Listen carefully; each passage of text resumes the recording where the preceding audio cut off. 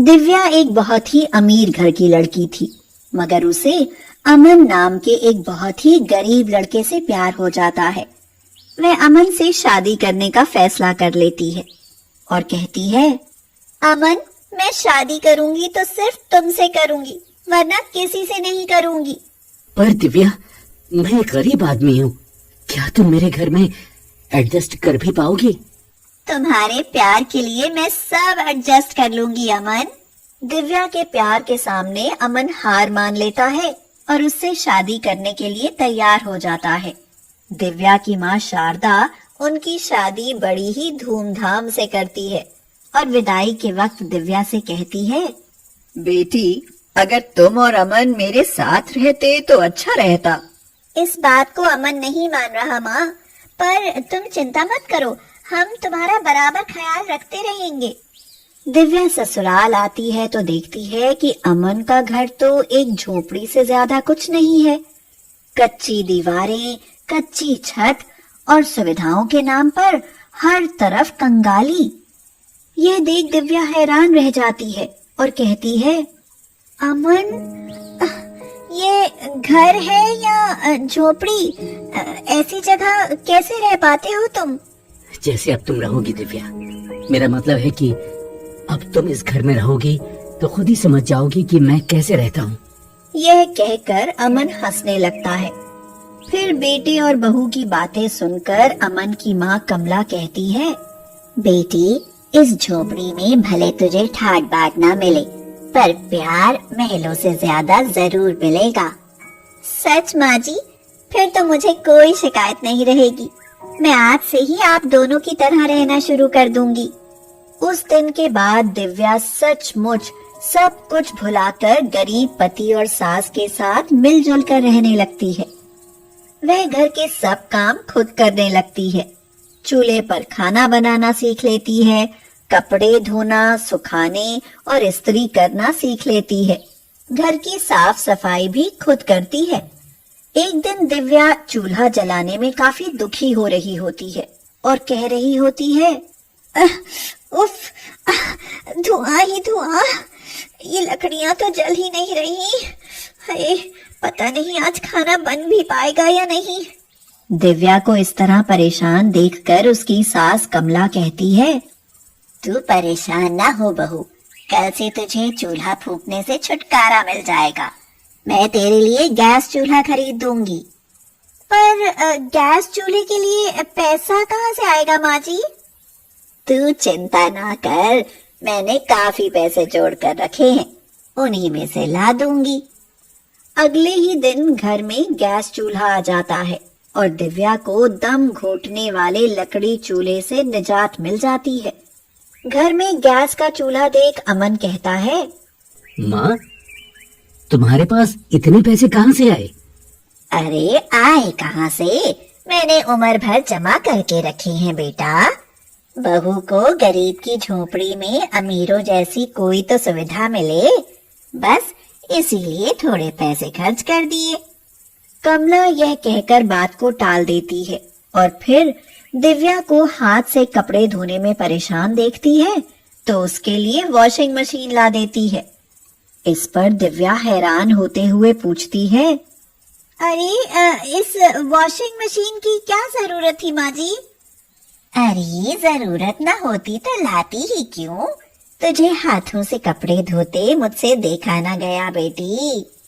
फिर गर्मी का मौसम आता है तो भयंकर गर्मी पड़ने लगती है।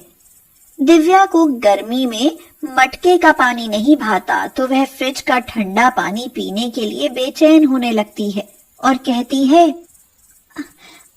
मुझसे तो इस गर्मी में मटके का पानी पिया ही नहीं जाता। काश फ्रिज का ठंडा पानी पीने को मिल जाता तो कितना अच्छा होता। बहू, तू चिंता मत कर बेटी, मैं तेरे लिए आज ही फ्रिज मंगवा देती हूँ। फिर उस दिन घर में फ्रिज आ जाता है और दिव्या को पीने के लिए फ्रिज का ठंडा पानी मिलने लगता है। फिर कुछ दिन बाद दिव्या गर्मी से परेशान रहने लगती है तो कमला उसके लिए झोपड़ी में एसी लगवा देती है। यह देख दिव्या को अपनी सास पर संदेह होने लगता है और वो सोचती है, माँ जी रहती तो झोपड़ी में है, पर पैसा महल वालों की तरह खर्च कर रही है। आखिर इनके पास इतना पैसा आता कहाँ से है? कुछ दिन बाद धीरे धीरे झोपड़ी जैसे घर में अमीरों जैसी सारी सुख सुविधाएं आ जाती हैं और दिव्या एक झोपड़ी में रहकर भी अमीरों सा जीवन जीने लगती है। फिर एक दिन अचानक ही उसकी सहेली नताशा उससे मिलने आती है और पूछती है, दिव्या, तुम अपने गरीब ससुराल में खुश भी हो ना? यार, मेरा ससुराल बस कहने को ही गरीब झोपड़ी वाला ससुराल है।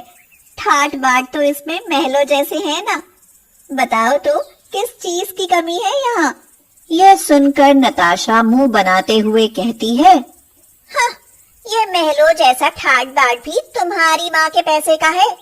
क्या जानती भी हो, तुम्हारी लालची सास तुम्हारी अमीर माँ से तुम्हारे नाम पर खूब पैसा ऐड कर लाती है। तुम ये क्या कह रही हो नताशा?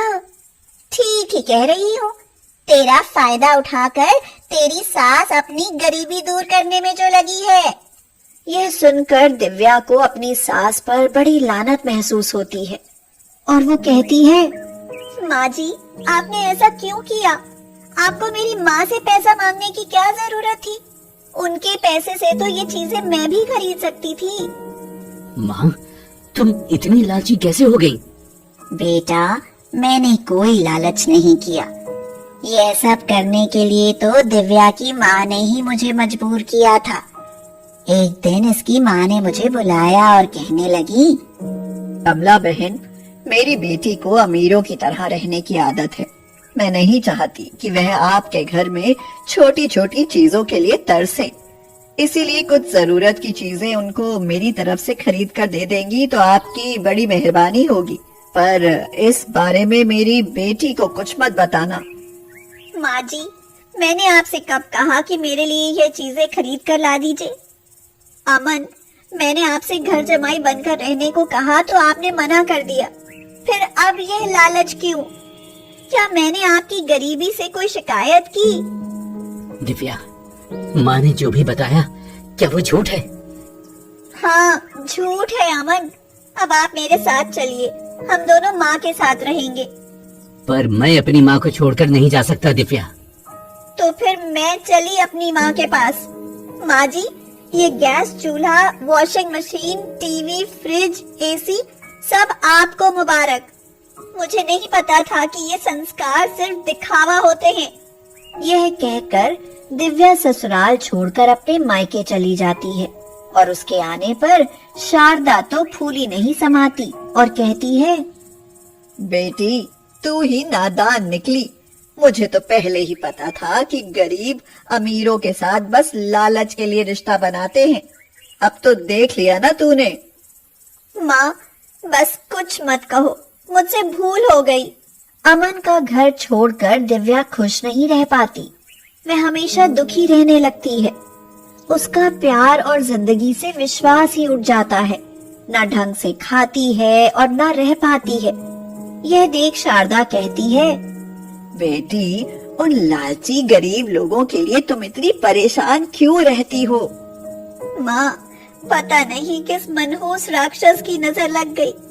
मुझे समझ नहीं आ रहा कि जो मुझे पलकों पर बैठा कर रखते थे, वे इतने खुदगर्ज कैसे हो गए।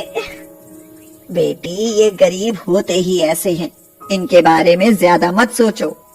कुछ दिन बाद अचानक ही शारदा गंभीर रूप से बीमार हो जाती है और उसे अपनी करनी पर पछतावा होने लगता है। वह कहती है, बेटी, तेरा पति और तेरी सास तुझे बहुत प्यार करते हैं। तेरी सास ने मुझसे कुछ नहीं मांगा था।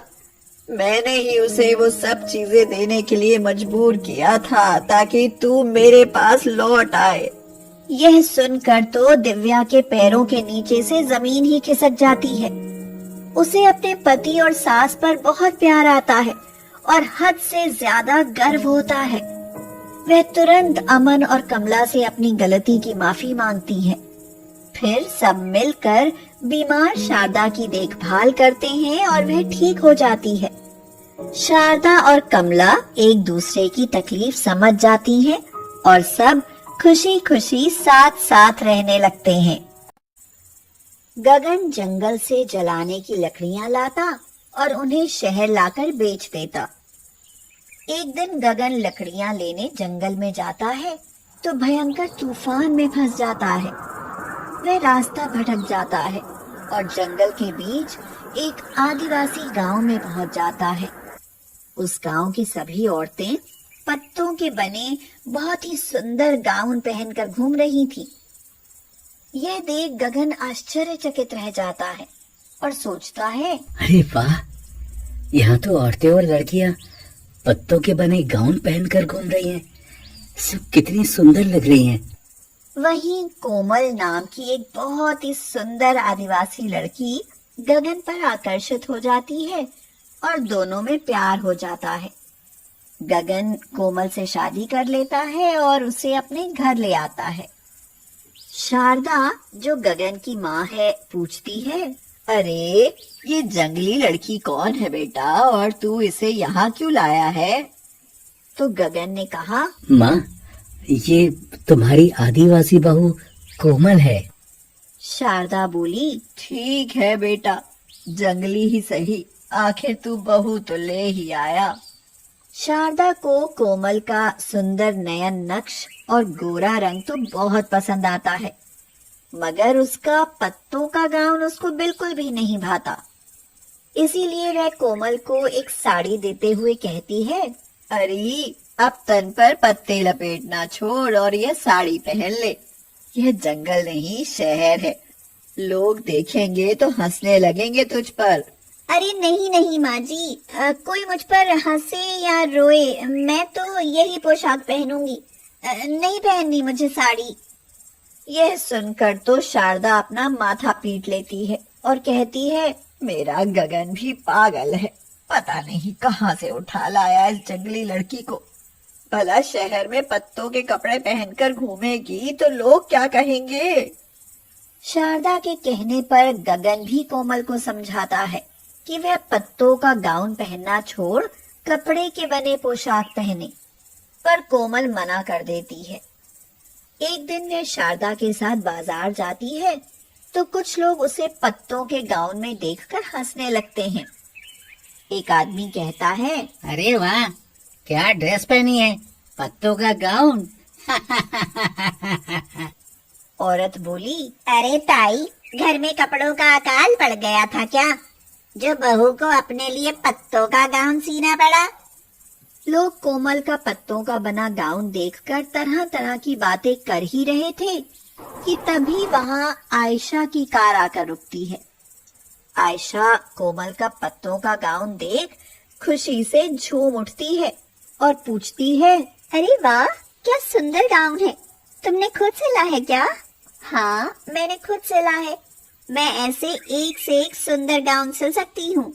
कुछ दिन बाद आयशा को एक फैंसी ड्रेस कॉन्टेस्ट में भाग लेना था और वह अपने लिए कोई खास फैंसी ड्रेस बनवाने की सोच रही थी। आयशा को पत्तों से बना गाउन इतना पसंद आता है कि वह कोमल को 2000 रुपए देते हुए कहती है, ये लो 2000 एडवांस और मेरे लिए एक ऐसा ही गाउन बना दो प्लीज। कोमल ने कहा, इससे भी सुंदर गाउन बनाऊंगी। कोमल बहू के पत्तों के गाउन का ऐसा असर देखकर शारदा मन ही मन हैरान हो जाती है और खुद से कहती है, चलो कोई तो मिला जिसने बहू के इस जंगली पहनावे की कुछ कदर की। कोमल आयशा के लिए पत्तों का बहुत ही सुंदर गाउन सिलती है।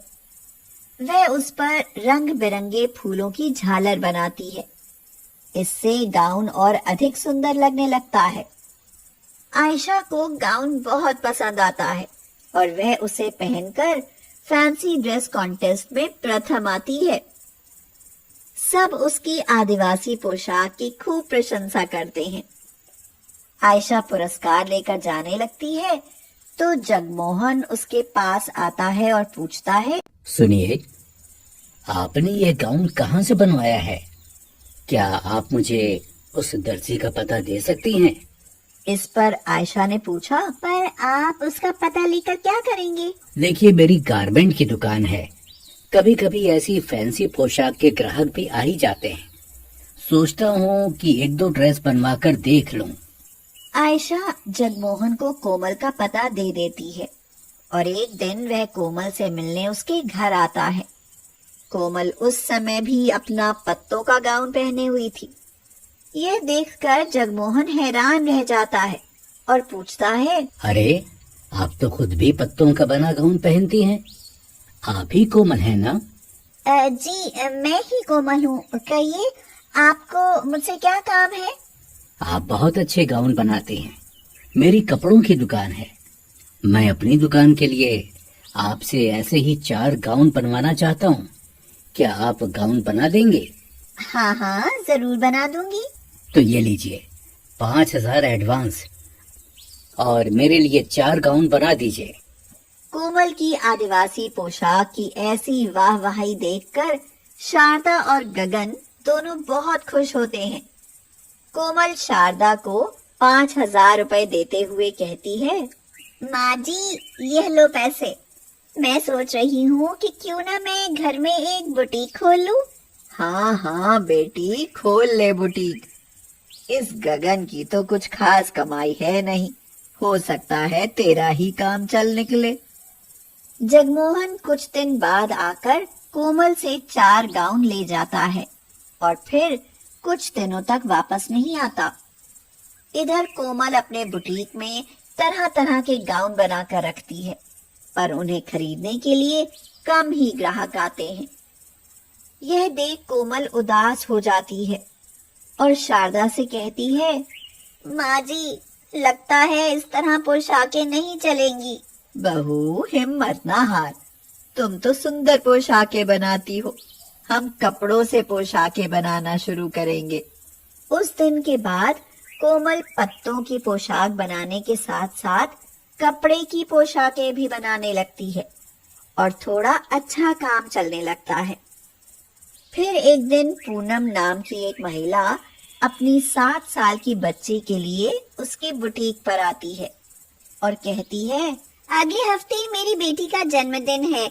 मुझे इसके साइज का पत्तों वाला गाउन बनवाना है। एक गाउन बनवाना है नहीं, मुझे ऐसे 10 गाउन चाहिए। मैं कुछ और बच्चियों को भी वही गाउन पहनाने की सोच रही हूँ।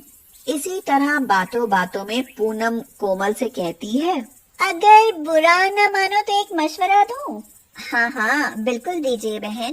तुम्हारी ये पत्तों से बने गाउन ज्यादा दिन नहीं चलते, पर अगर तुम पत्तों के प्रिंट वाले कपड़े से पोशाकें बनाओ तो खूब चलेंगी।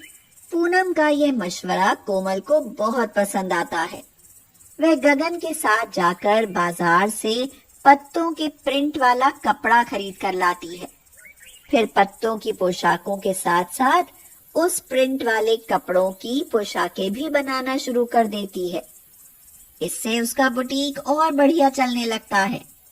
इस पर शारदा खुश होकर कहती है, बहू, काम तो अब तेरा खूब अच्छा चलने लगेगा, पर मेरी एक बात मान।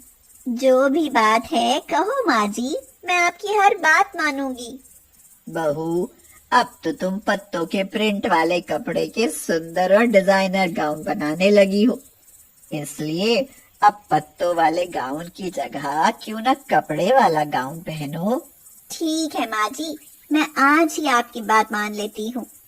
कोमल पत्तों के प्रिंट वाले कपड़े से बनी पोशाक पहनने लगती है और उस पर पोशाक खूब जचती है। फिर शारदा तो क्या, पास पड़ोस की औरतें भी उसकी बड़ाई करती नहीं थकती। आशा कहती है, शारदा बहन, जैसी सुंदर तेरी बहू है वैसी ही सुंदर पोशाकें बनाती है। इसकी तो जितनी भी बड़ाई करो कम है। तेरी बहू तो पक्की टेलर निकली, देखना इसका बुटीक बहुत चलेगा। फिर कुछ ही दिन बाद उनकी वाणी सच हो जाती है। एक दिन जगमोहन उसके बुटीक पर आता है और उसके पत्तों के प्रिंट वाले कपड़े से बनी पोशाकें देखकर खुशी से फूला नहीं समाता और कहता है, वाह, ये हुई बात। ये पोशाकें तो सच में लाजवाब हैं। मार्केट में खूब चलेंगी। मैं तो कहूँ विदेशों में भी दौड़ेंगी। कोमल जी, सब पोशाकें पैक करा दीजिए। इस तरह कोमल के बनाए पोशाक देश विदेश में हर जगह पसंद आते हैं और जगमोहन कोमल को बड़े बड़े ऑर्डर देने लगता है।